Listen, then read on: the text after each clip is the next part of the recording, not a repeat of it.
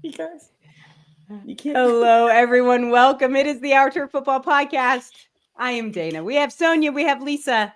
Oh, we don't know if Kate's coming or not. Kate's on her way. She just texted. Oh, did she? She's on her way. Okay, good. Welcome, everyone. We are so glad that you are here with us. I am trying to get in the spirit. Look, I got my little gnomes on today. Oh my God. I'm trying real hard to get there. And I am. I'm done. I'm wrapped. It's under the tree. Good to go. Sonia, how's your Christmas coming?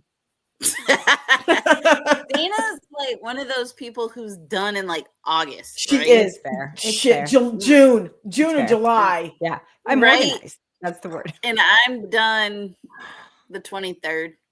I'm done. That's how I live. It's all right. Sometimes even the 24th.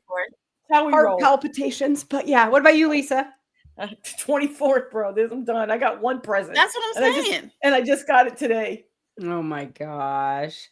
Oh my gosh. All right. Well, before we get started, I want to make sure over there that any of you guys who are watching over on Facebook, on Blue Sky, I'm still going to call it Twitter, come on over to the YouTube channel, join our live chat.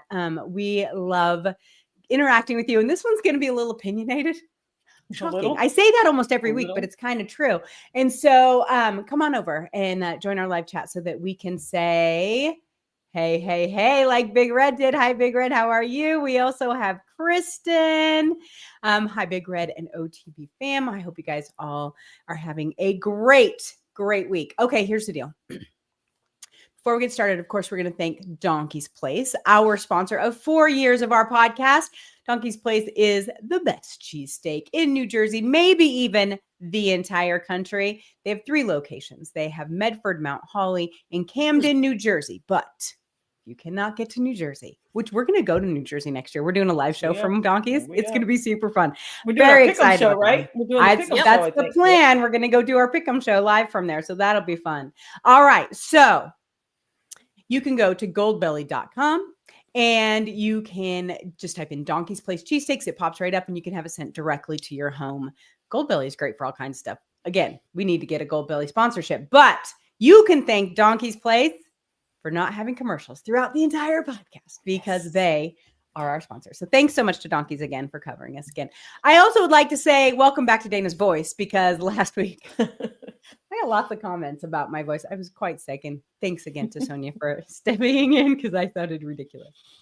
All right, so Kate just popped on, so she doesn't know that we're doing this. So Kate, we're going to let you go last if you want to go at all. But we're going to start out today with something we call 2 things I know. 2 things I know, all right? And I'm going to go ahead and start. 2 things I know. Number 1, Patrick Mahomes should not play football on Saturday. Sit him out. It's the Texans. You don't need it. Let him sort of heal. He's got double ankle sprains. Keep his butt at home. But today, I practiced in full. They're mild. I'm going to play my ass. Keep his butt down or else it's just going to get worse. That's one thing I know. The second thing I know is Aaron Rodgers is a total moron. And we already knew that. And he proved it loudly again today. God love you for giving us the content, Aaron Rodgers. I'm real excited for your retirement party. Okay. Lisa, what are the 2 things you know? All right, the 2 things I know. So one thing I know is the Kansas City Chiefs, and going off your thing, the NFL cannot schedule a team to play 3 times in 11 days.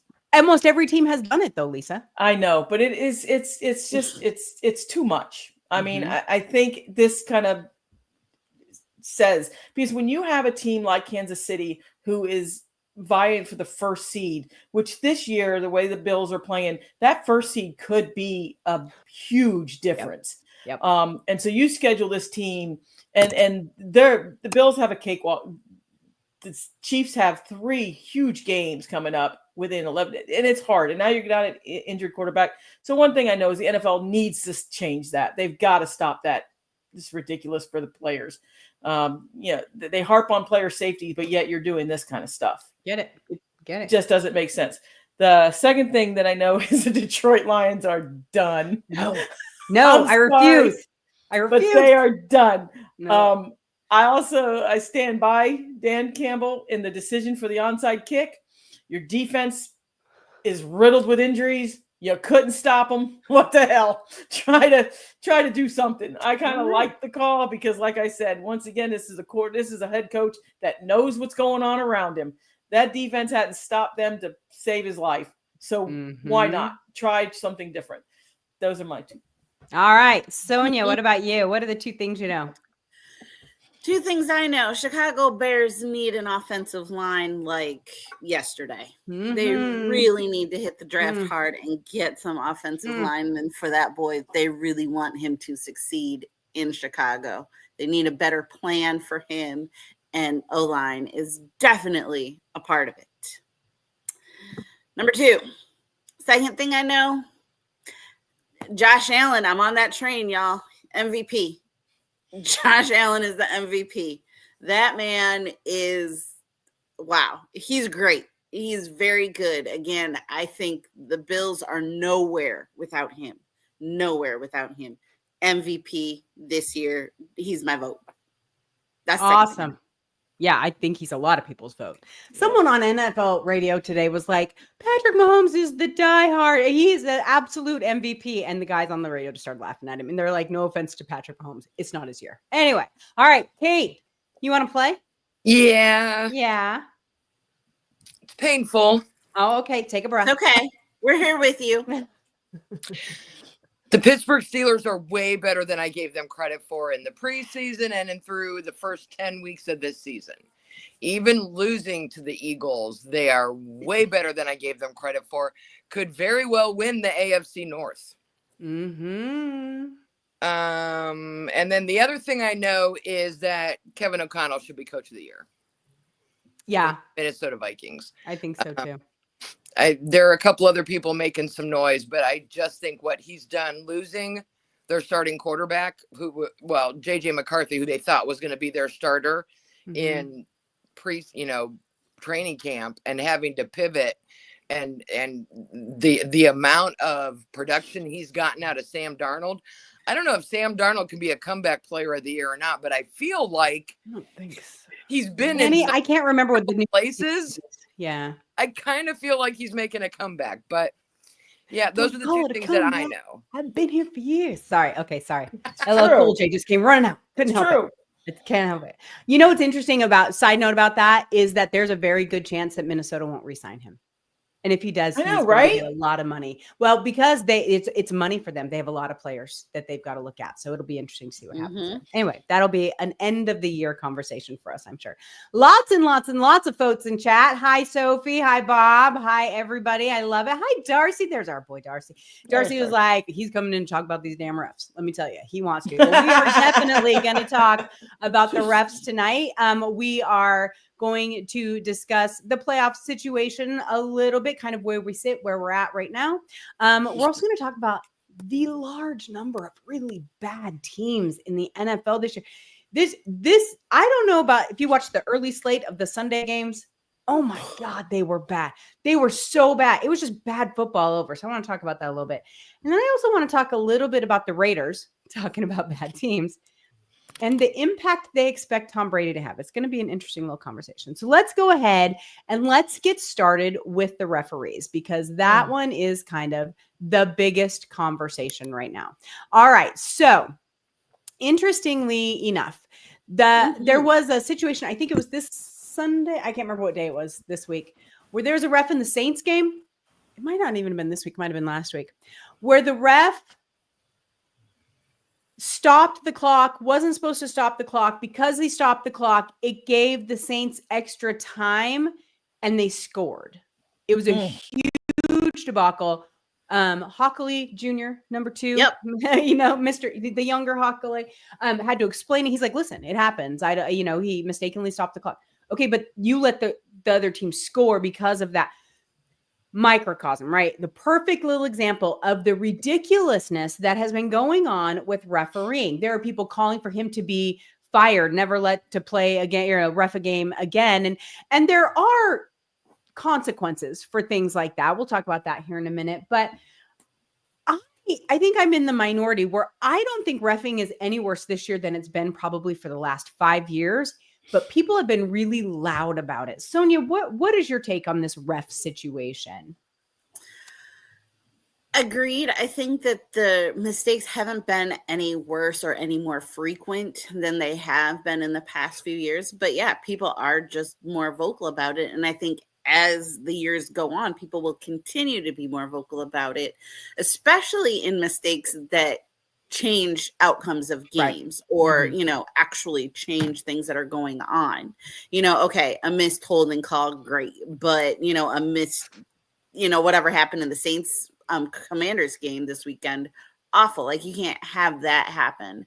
So I think the big egregious ones are few and far between, but the littler ones I think are still about the same as they have been in the past few years. So probably true.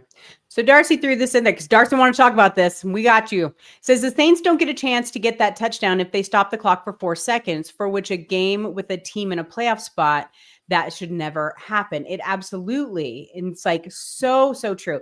And then he talks about, listen, you guys, for any of you guys listening out there, if you come to our live chat, we post your thoughts. So please give them to us as much as we can. We get as many up there as we can.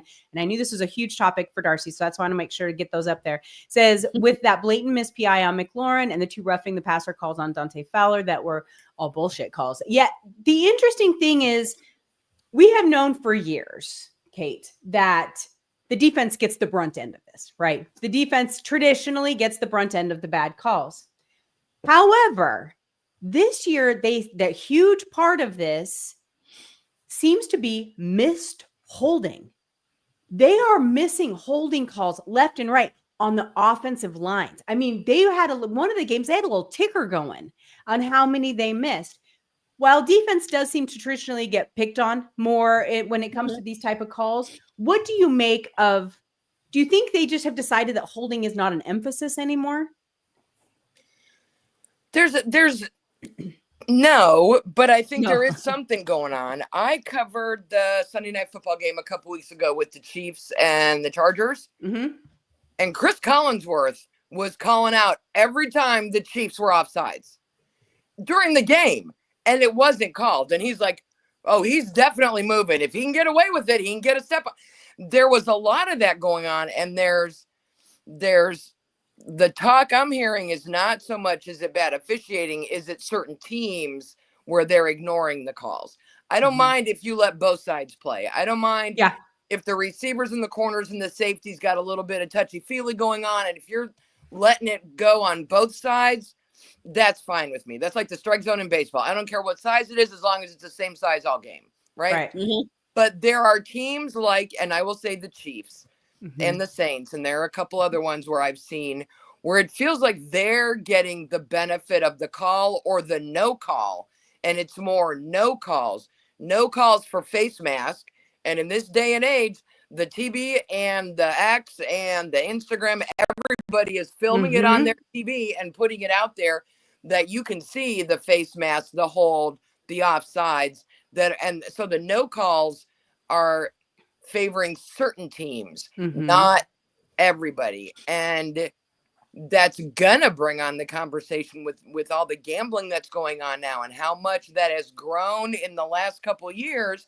Do I need to worry that my official owes the wrong guy some money? And, you know, a 7-game parlay with, somebody getting 100 yards and he gets stopped at 92 because of a penalty. Like, there are all these things where these little no calls can change payouts.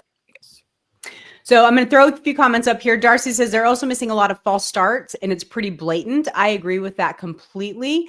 Big Red's got a good point, though. To be fair, holding happens on every play if you look hard enough. Agreed.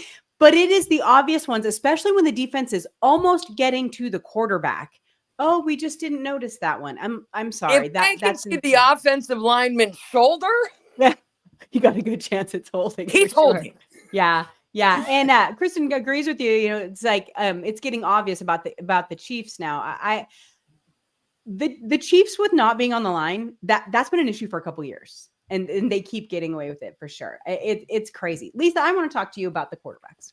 There was a lot of time there where people were talking about, oh, the quarterbacks, you can't even touch them now. You can't do this. You can't do that.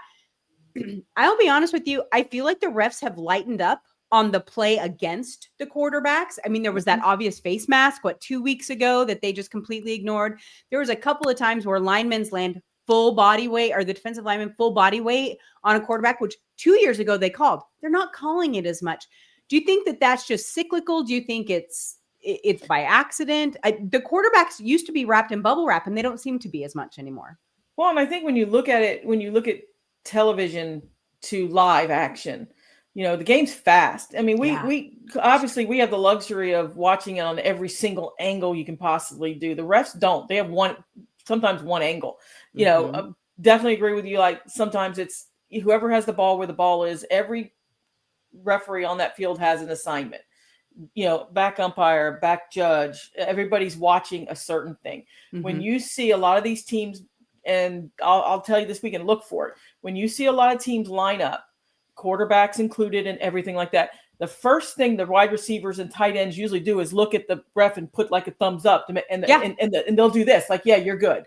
Okay, that's not the Chiefs' fault. If the Chiefs are doing this and the refs are like, you're good, you're good. Yeah, that's not on the Chiefs, guys. That's on the refs. But every that's team the problem. Does it. Yeah. If you look at it though, a lot of teams do it. The Dolphins did it with Houston. Tyreek does this. Yep. Jaden Waddle does this. All the refs will be like, okay, you're good. Because that was like a common courtesy, right? To just make sure I'm off the ball. I'm right where I'm supposed to be.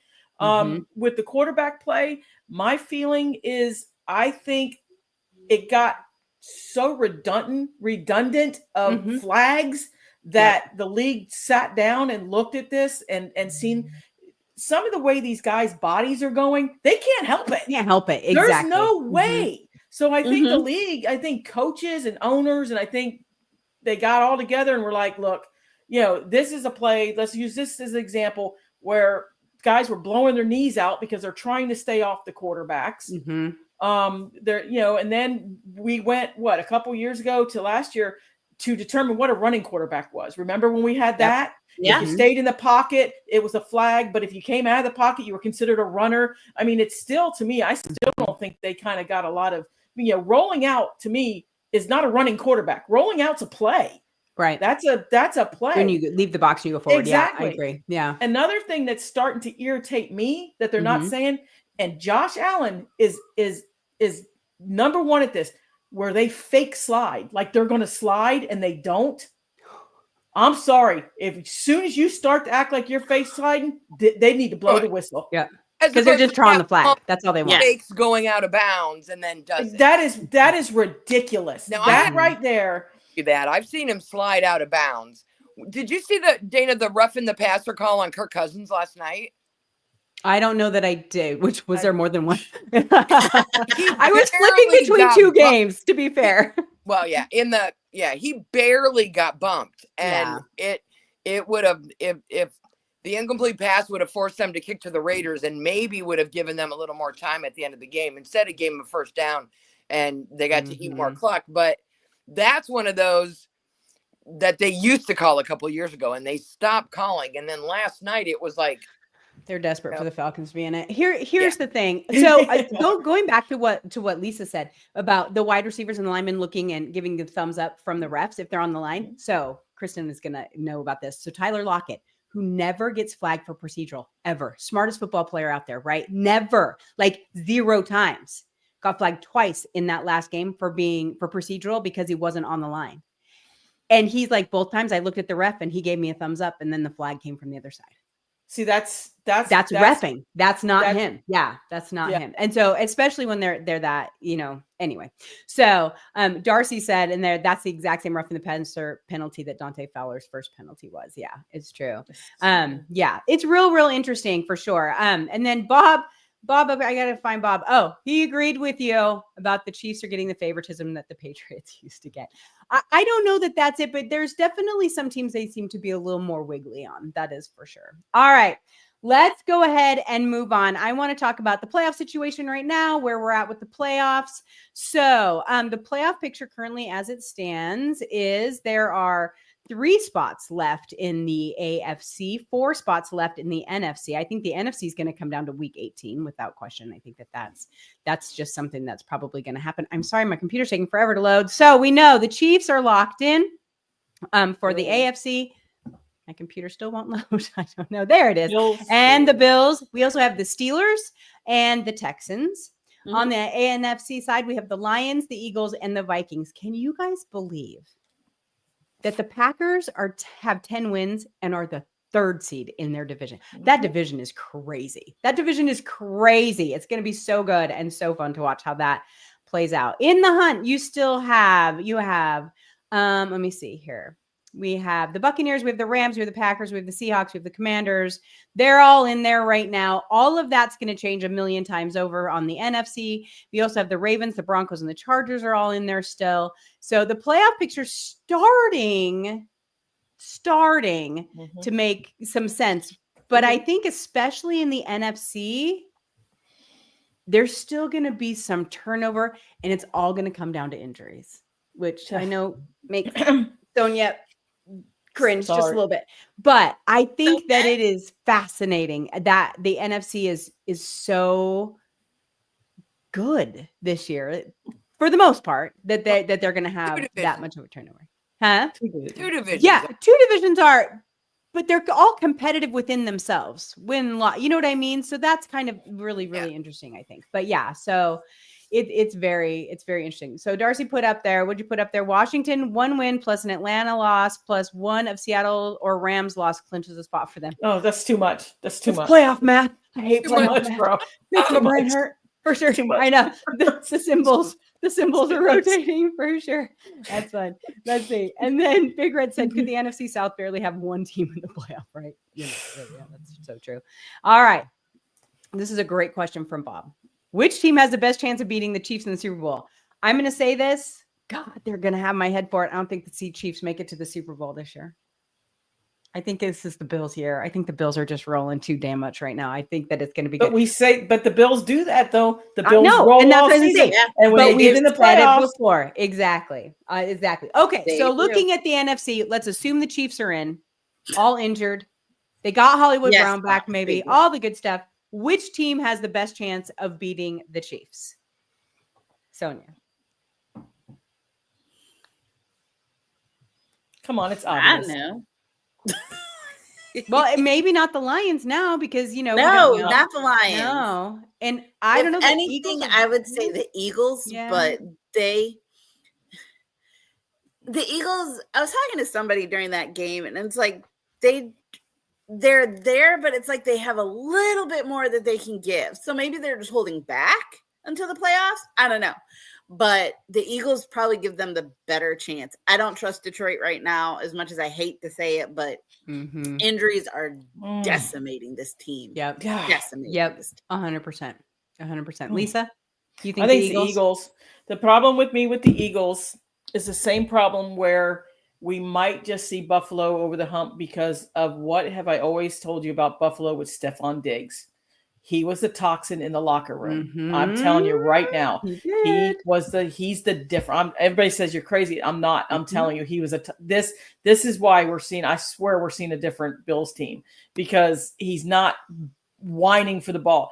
You know who's whining for the ball? AJ Brown in the Eagles. He's going to screw them up because he's going to run his mouth. He's going to cause turmoil when all they need to do is shut up and play football. Just shut up. Just win the game. Who cares? If you don't have a catch and you still win the Super Bowl, good God. Right. And you still got the ring. I think the Eagles can, if the Chiefs go, I think the Eagles are the team that can beat the Chiefs if they just shut up and play football. Kate, let's say the Chiefs don't go. Let's say it's the Bills. Hell, it could be the Steelers. But if it's the Bills, who beats them? So right now, if I look statistically, the only team that's averages more points per game than Buffalo is Detroit. Yeah. Minnesota and Philadelphia both average the exact same number of points per game. Yep. And that's what it's going to take to beat the Bills or the Chiefs or whoever it is that comes out of the AFC. You're not going to get a lot of defense from the AFC champion. You're going to get a lot of offense and a lot of points.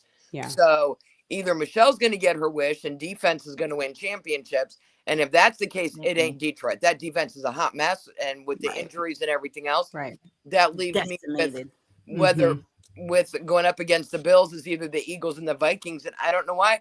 I feel like the Vikings are grittier. I feel like they're more similar to the Bills. They're more used to the weather. I don't know why I feel like the Eagles are just some bougie team, even though I know they play in weather too.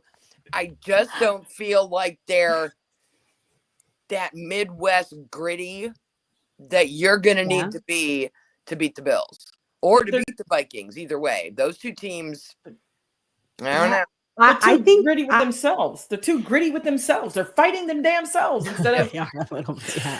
I will say this though. I'm kind of with you, Kate. I'm a little interested to see what Minnesota's going to do, which sucks because Seattle has to play them next week. But I picked Seattle to have 8 wins this season. They got 8 wins. I'm happy at this point, right? And we have new coach. I'm okay with it. But at the same time, I think Minnesota is just turning it on a little bit too. So it could be real. I think the playoffs are going to be real interesting this year. Are you not worried about Green Bay at all? Does Green Bay not scare any of you guys? No. No? You know, Green Bay has one of the worst pass rushes out there. Seattle just had a horrible game. But no, if you watch their other games, they struggle a little bit. And the Rams is the same. I mean, the Rams got beat by the Bears, for God's sake. So I don't have a lot of faith in them either. Really, there's only these few cream of the crop, which takes us to our the Rams topic. did beat the Bills, though. And that was a good game. It was such a good game. Why are they so hot and cold, Sonia? They're so baffling to me, the Rams. I'm like... it's like, but then they get absolutely murdered by Arizona. Like it's weird. Oh, granted, they did have some injuries. Then they've gotten players back, but now they have new players that are injured. I don't know. I don't know. I guess they don't have faith in them, I guess is probably what it is. I have to tell you one thing though about your 12s. I don't know what the hell happened in Seattle. Like if everybody went on vacation and sold their tickets to Packers fans, because all I heard out of your 12 stadium was "Go Pack, go!" Right. So holy cow! Brian Nemhauser, who does Real Hawk Talk, the other podcast that I do, wrote an article about the lost home field advantage, and that he did this whole huge article. It was fascinating. The NFL almost considers no team to have a home field advantage anymore because so many away fans now travel. You see it in Vegas, you see it in LA, you see it in Miami, you see it in Chicago, you see it in any of the big stadiums. Kansas City during the Broncos game, you know how many Broncos chants you could hear over the TV? And that was, I mean, they're the damn champions, right? And so it's a fascinating article. I encourage everyone to go to hawkblogger.com and read it because it's like, because of secondary sales and the price of season tickets. Crazy. It's just so much. So it's really, really interesting. So yeah, that's been a big topic of conversation for a lot. But it was, Kristen has a perfect point. It was the home field advantage totally gone, but it was $900 for a ticket to that game. For the Green Bay Seattle game? Mm-hmm. And so that's because it was Sunday night. And, you know, Green Bay and Seattle has a tendency to have some real funky games. If you guys might remember the Fail Mary, you might remember the NFC Championship that Seattle scored 15 points in 44 seconds. You know what I mean? It's weird stuff. So I don't know. That could be why, but it's ridiculous. Seeing Mike Holmgren made me feel old. I know we are old. All right. So let's move on. On that note, I want to talk about, so the current playoff situation right now. Okay, let me just tell you, I got to pull this up really quick. Hold on. I dropped it because I wasn't sure what it's like. Okay, NFL draft order. So there's like 10 teams vying for first place for the first draft. It's insane. It's got to go to the Jaguars, right? It's the Raiders. So the Raiders at 2-12 have the first pick in the draft as of last week. Then you have the Giants at 2-12. Then you have the Patriots at 3-11. You have the Jags at 3-11. You have, the Panthers at 3-11. Wait, there's more. You have the Titans at 3-11. You have to get to the 9th pick or the 8th pick in the draft to get to the Jets with 4 wins. The Browns, 3-11 at 7. I don't know what has happened to the NFL product this year, you guys, but there are a lot of really, really bad teams out there. And there doesn't seem to be a crop of draftees coming in this year. No quarterback that can save this team. Kate, where do you say, as being a 3-11 team, and you do a college show every Wednesday for the Our Turf Football College program, there's not enough players to save this many teams. There's not enough coaches to save this many teams. And yes, agreed. And this draft class is going to be one of those weird ones. There aren't 10 quarterbacks. And I don't even know that quarterbacks are the problem with some of these teams. They're certainly not the answer. Chicago Bears will tell you that a new quarterback is not the answer. So will the Carolina Panthers. But I'm looking at this draft order, Dana. The Patriots, I think, have the toughest schedule remaining of the 3-11 teams. I think They you're have right. Buffalo, the Chargers, and then Buffalo again. But all the other teams play each other. Atlanta and Las Vegas and Tennessee. And I mean, my Browns are on the road for Cincinnati and Baltimore, and then we're hosting Miami. By the way, I have tickets to that game, Lisa. It's on Sunday night, the 29th. If you come up, taking my grandson to his first game. They moved it. They moved us to daytime? Yep. Because don't nobody want to watch that at night? And they moved it to 4. They flexed the other game. The Falcons. Brilliant. I was dreading an 8:30 p.m. here in the snow on December 29th game. No, now you're at 4. I think it's fitting that Travis Hunter won the Heisman because I think I'll be surprised if more than 2 quarterbacks go in the top 10, let alone the whole first round. Yeah. So many of these teams with 3 wins, some of them you look at it, you're like, injuries. I don't know what Jacksonville's problem is, and you have a quarterback. It's just mind-boggling. Yeah. It'd be interesting to see how many coaches get fired as well when it's over. Yes. Yeah, that and I think that matters in the draft, Dana. I think that's, like I said, we'll go into that certainly as it gets going, but that's going to be another pivotal. And how many teams are shutting players down? How many players that are opting now for surgery or not Max Crosby. Play, yep.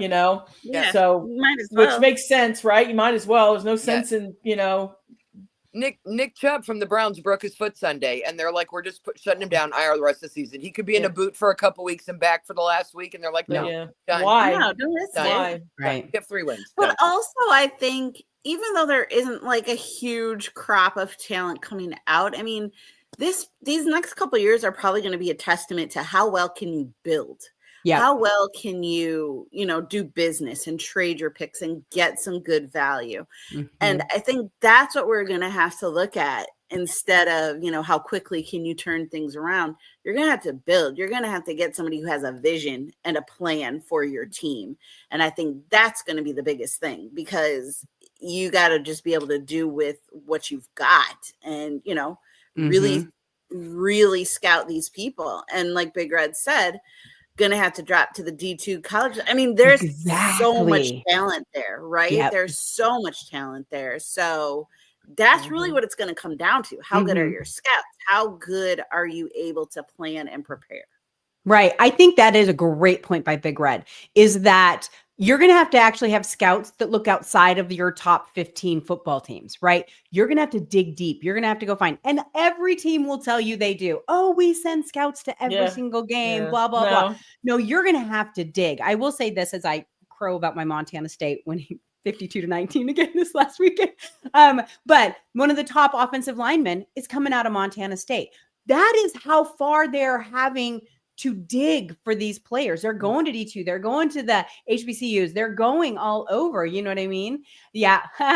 Big Red. I know a lineman from Jackson State who needs a slot. He was awesome. I loved him. Yeah. Oh my God, I loved him. Yeah. So Sonia was like, she got to go cover the Celebration Bowl this last time. But that's what I'm talking about. That's who I'm talking to. That's who I'm talking to. Yeah. I'm talking to some linemen. You need to start looking deeper. You need to start finding teachable players, right? Go ahead, Kate. Well, so you've got 2 things to worry about now. You've got salary cap issues. A lot of these teams that are drafted high quarterbacks have spent way too much money on players and have salary cap nightmares. Yep. The other thing is this year for the BCS playoff system, it's a 12-team playoff. These kids don't have 2 games now and they're done. They could have 1, 2, 3. They could be playing into January.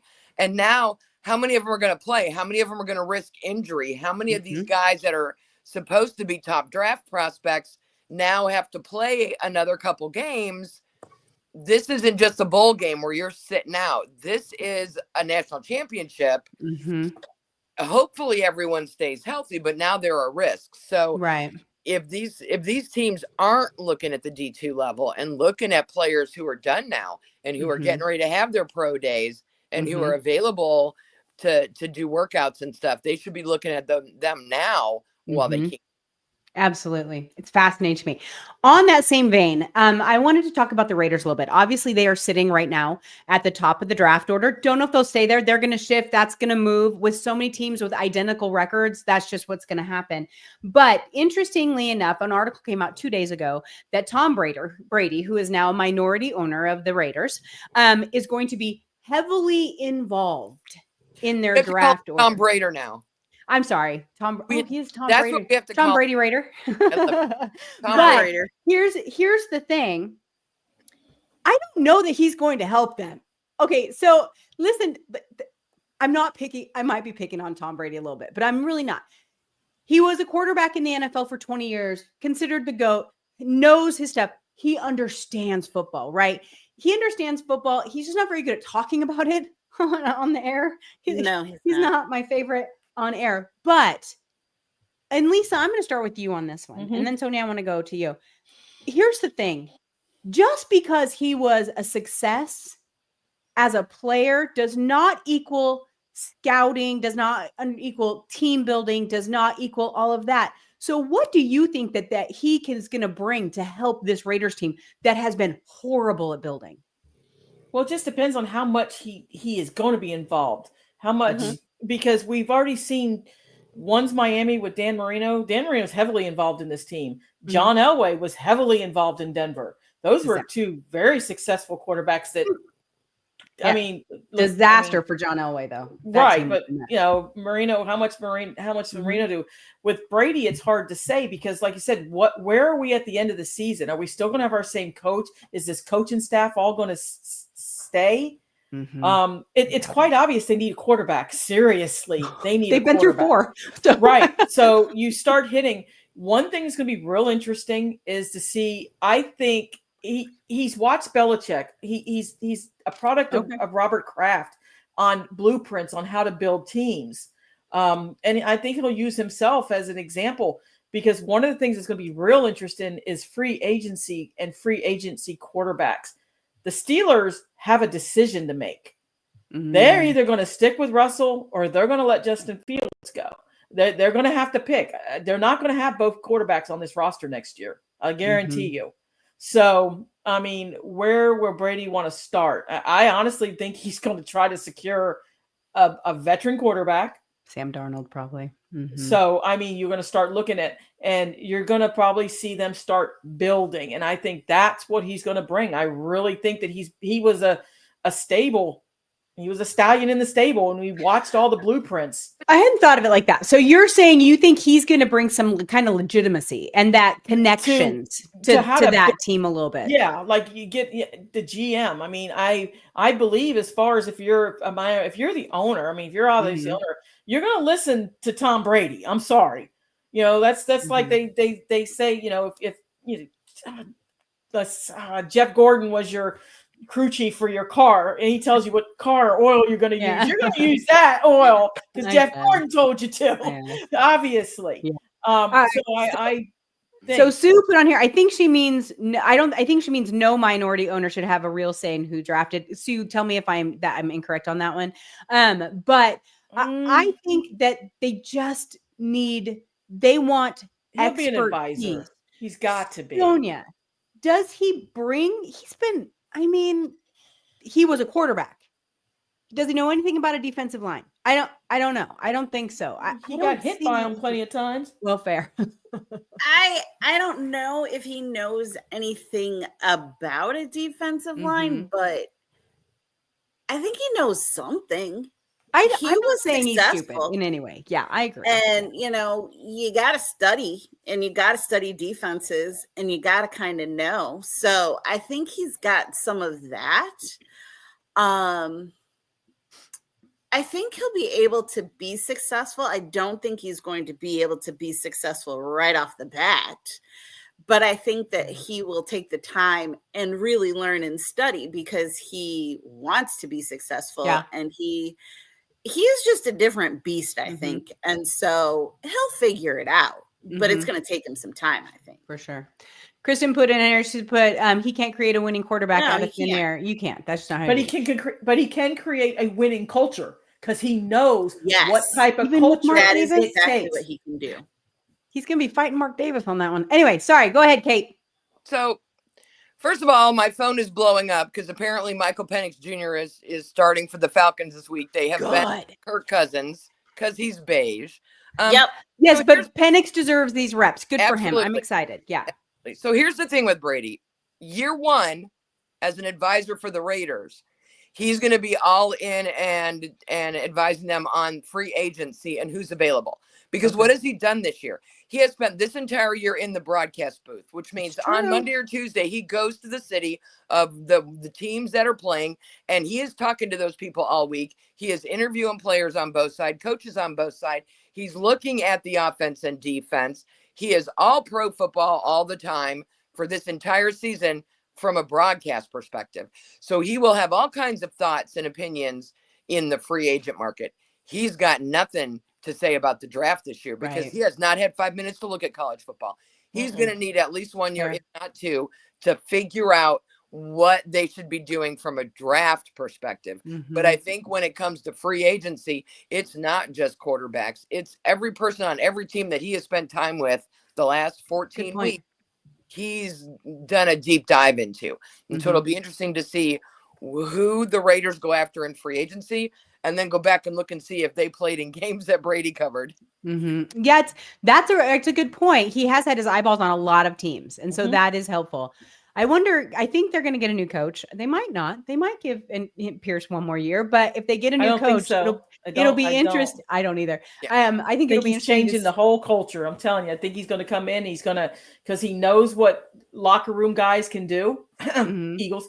He knows what winning culture is about. And if they listen to him, he should bring that. He knows how to do that it. was my point was, will this new coach want Tom Brady sitting on his shoulder? We'll have to kind of wait and see how that goes. But maybe. You never know. You never, ever know. And that new coach could be really interesting.